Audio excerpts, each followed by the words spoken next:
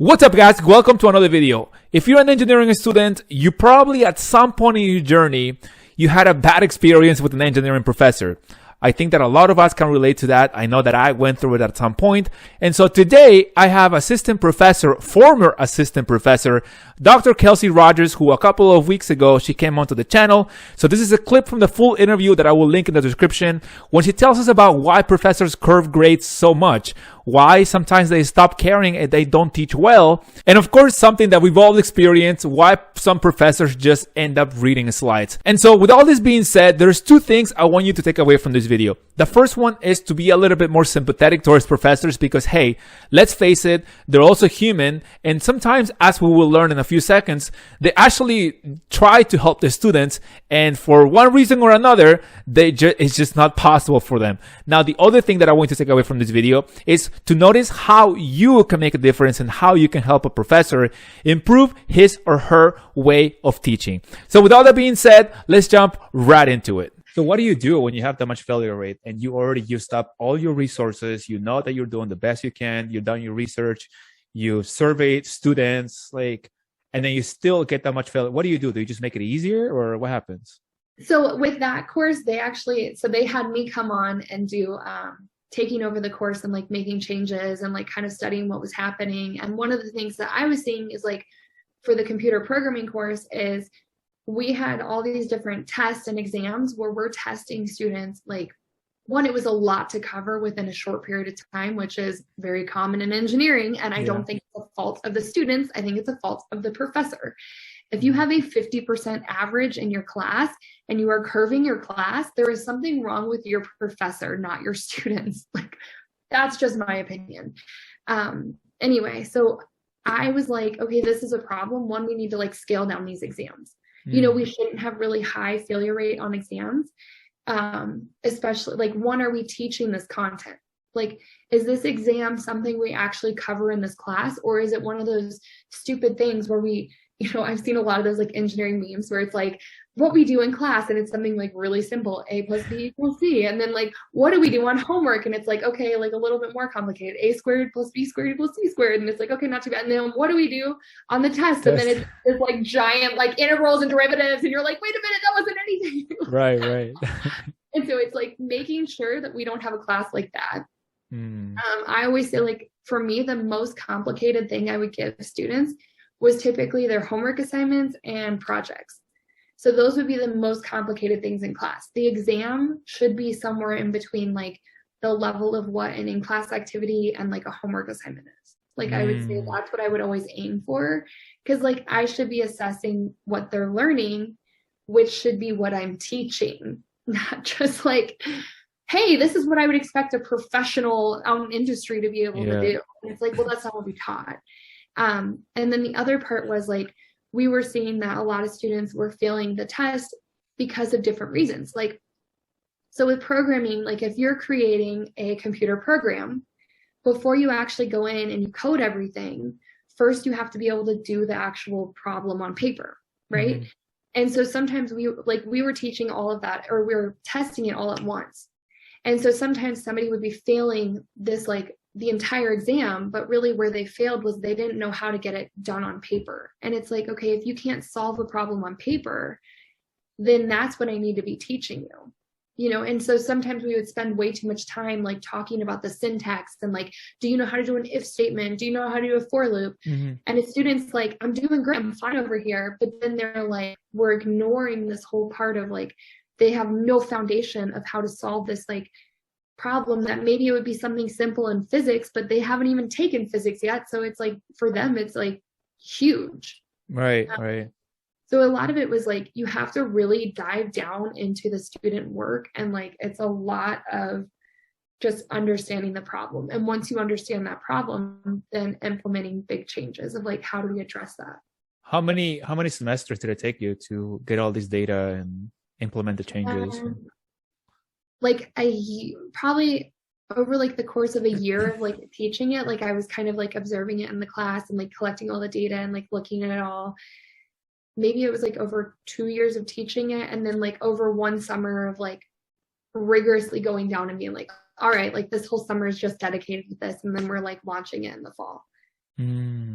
So it really depends on like, does the university support it? And so that was one thing that I will say is really nice. Like Embry-Riddle like saw the problem and they were like, all right, we'll put money towards this. Like, let's support it. So my summers were for research. And so I would be paid by research. And so they were like, well, we're willing to pay for part of your summer to do this project. And so a lot of it in a university setting comes down to like, is the university willing to put the support towards that? And if they're not, like, it's really hard as a professor. It's like you're doing a lot of like extra free work if you're putting a lot of extra time into that. So it's sometimes hard to like, you know, I'll look at other professors. Like when I was a professor, I'd be like, oh, I can't believe you're still doing that in your class. Like, that's awful. But then I'd be like, okay, at the same time, like, I understand, like, if you're not getting any funding and backing and support and you're getting all this demand in different directions, like, that's tough. Like, I don't know. And so it's not all the professor's fault. Yeah, exactly. Like it's hard because it's like there's a lot of institutional barriers, I think, for engineering students that engineering students will see. But there's also a lot of institutional barriers for engineering professors that I don't think the students see as much.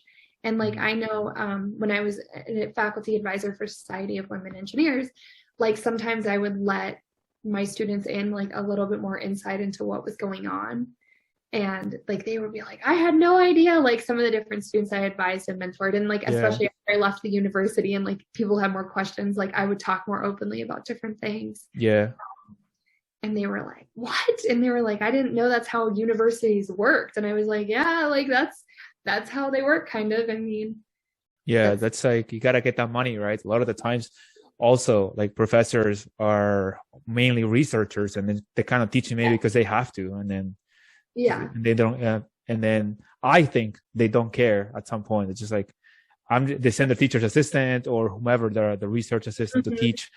And they're like, I'm just doing it because I have to. Like, I really, like, I'm more worried about this, all the research over here that I'm not getting results and I'm getting funded for it. Yes. And I think some of it is like, some of like, you don't care. And I think sometimes some of it is like, the professors who do care, the burnout is so fast. It's insane because you're not getting rewarded for that most of the time. Like you're not, so you're doing that all as like free work. And like, I remember like sometimes like I would like go home and I would just be so like burned out and tired. And I'd be like, oh my God, like if I spent a lot of time in office hours with students, like it would be like really hard and like mentally exhausting to know that like when I go home, like all of those hours I spent with my students, I'm going to have to make up in my free time because those don't count as my hours towards my job, you know? And I think like in the beginning, like some, you know, and some of us professors would do that, like go and do extra things like that. But I couldn't imagine sustaining that for decades. Like, and it's like, so that's one of the things I started to wonder is like, okay, these professors who've been here for like 30 years plus, it's like, were they ever like that in the beginning and they just quit doing it because they gave up and they gave up hope?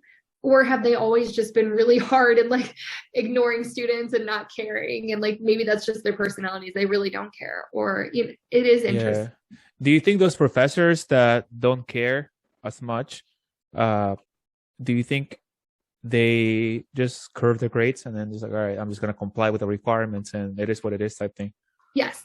I've seen professors do it. Yes, I've absolutely seen professors just curve the grades because they just don't care anymore.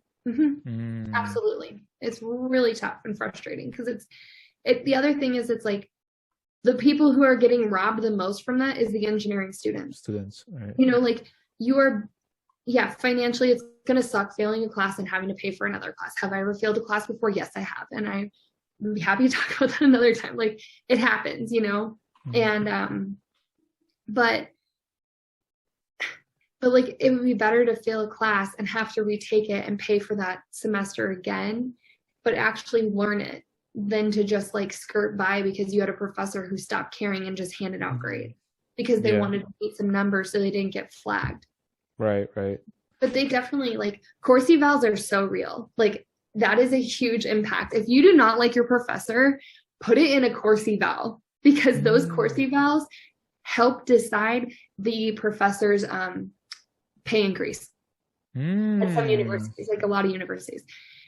If you like a professor, I'm putting this. of course you bow. I'm putting this clip on TikTok. Oh my God, that's awesome. But it really does. Like it makes a huge difference. But it's hard because like, yeah, when you're a professor and you're getting like really good course evals, you're like, sweet, like that's really nice. I've had like a few times where it's like I'd have one student in a whole semester that just like hated me, and I was like, and they were pretty open about it. You know what I mean? Yeah. They're like, cool, thanks, man. Like, so glad you hate me so much, but whatever. And then you see the course read all come, and you're like, well, I know who this one is. All ones. Like, Yeah. thank you, sir, for taking my class, or thank you, whoever. Wow. Which it's like, it hurts a little, but it's like, okay. So you develop a pretty thick skin as a professor, huh? Oh my goodness, yeah.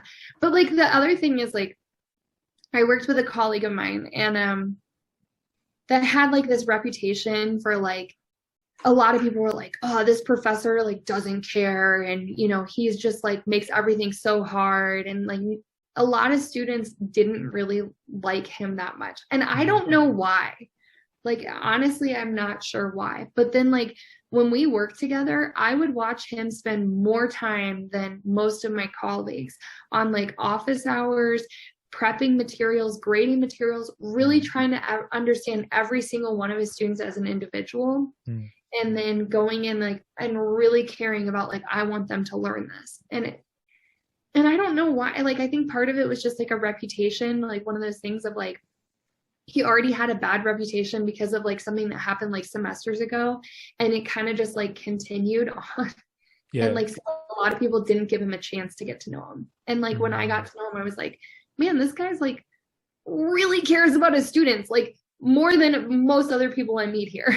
Yeah. You know? And so I would say that happens too. And like it would be hard because like some people are like, oh, there's no way he cares. And I mean, like I saw him get real upset sometimes about his students, and like he got to a point he stopped reading his course evaluations because they like hurt so much.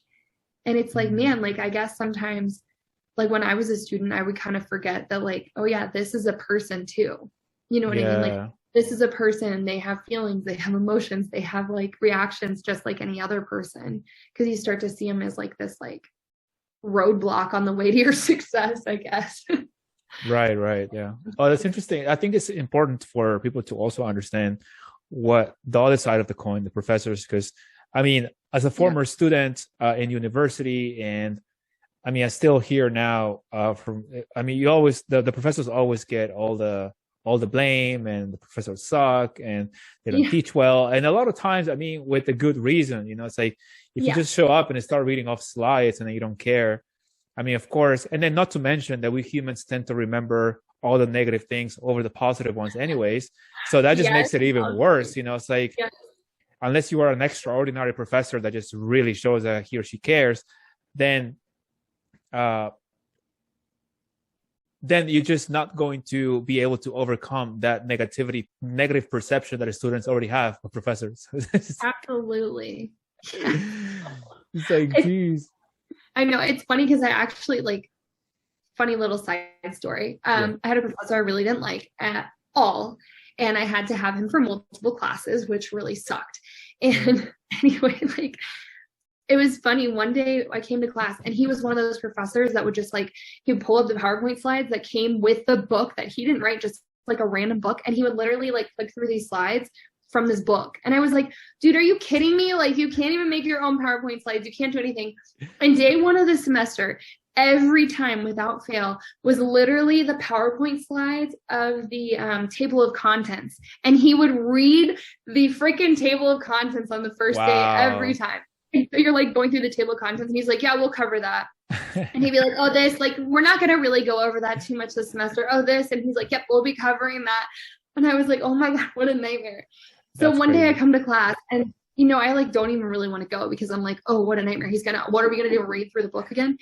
And I come to class, and the PowerPoint or the computers went down. And I was like, oh, dang, what's going to happen next? And he's like, well, I guess since the computers are down, like, I'm just going to have to do this old fashioned way. And he like wheels over this whiteboard, and he gets out all these markers, and then he starts drawing this on the board, and it was for statics. it was either statics or dynamics semester, but I had him for both, but it was one of those classes. And he starts drawing everything on the board and like walking through it and talking about the forces one at a time, and gets into like all this detail that he has never gone into in any of our classes. And I was like, oh my God, technology has ruined your teaching, sir. Like, you need to be on a whiteboard every day. And so I think sometimes like the older, like old school professors, like allow technology to drive what they're doing instead of like using technology as a tool to help them. And I've actually read like a research paper about that one of my PhD advisors wrote. And it was like, you know, when he was talking about that, and I was like, I've seen that firsthand. And so it's kind of like interesting. Yeah. Oh, that's actually very, very insightful. I guess you could say, okay, if I already have all the figures, then why am I going to redo them? It's just a waste of time. Exactly. But it's like you need to see that process of like that getting drawn. Yeah, like how does that get built type thing? Like what's interesting. I know. And I will say I did not do it, but I highly, like, I really considered it. On that day, I was like, oh my God, I'm going to come to class early from here on out, and I'm going to sabotage these computers every time I come to class. That way he has to write on a whiteboard. Right. I couldn't do it, but I really considered it. I was like, I know. I was like, if I unplug it, will that be like too easy? Was he going to figure that out? Like, I was like, maybe I can like just figure out where the circuit breaker is and like break in somewhere.